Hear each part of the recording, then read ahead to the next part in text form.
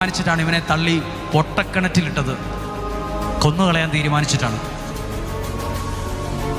അവിടെ ചെന്നിട്ട് അതിനുശേഷം ജോസഫ് ധരിച്ചിരുന്ന വസ്ത്രം ഇവർ വലിച്ചു കീറിയെടുത്ത്, എന്നിട്ട് അവരുടെ ആട്ടിൻകൂട്ടത്തിൽ നിന്ന് ഒരാടിനെ അങ്ങോട്ട് കഴുത്തറുത്ത് അങ്ങോട്ട് കൊന്നു. അതിൻ്റെ ചോര മുഴുവൻ ഈ ജോസഫിൻ്റെ വസ്ത്രത്തെ മുഴുവൻ കുളിപ്പിച്ച് എന്നിട്ട് ആ വെയിലത്ത് വെച്ച് അങ്ങ് ഉണങ്ങി.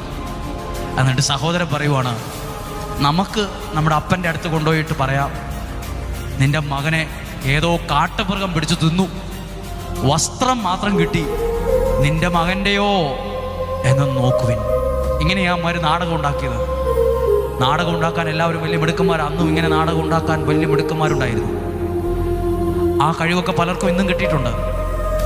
ഒരിക്കലും ചിന്തിക്കാൻ ഭാവന പോലും ഇല്ലാത്ത കഥകൾ അവർ മെനഞ്ഞെടുക്കും. സഹോദരന്മാർ അവിടുന്ന് വലിയൊരു നാടകവും ഒരു സിനിമാ കഥയെ വെല്ലുന്ന കഥയുമായിട്ട് വരികയാണ്. ജോസഫിൻ്റെ വസ്ത്രവും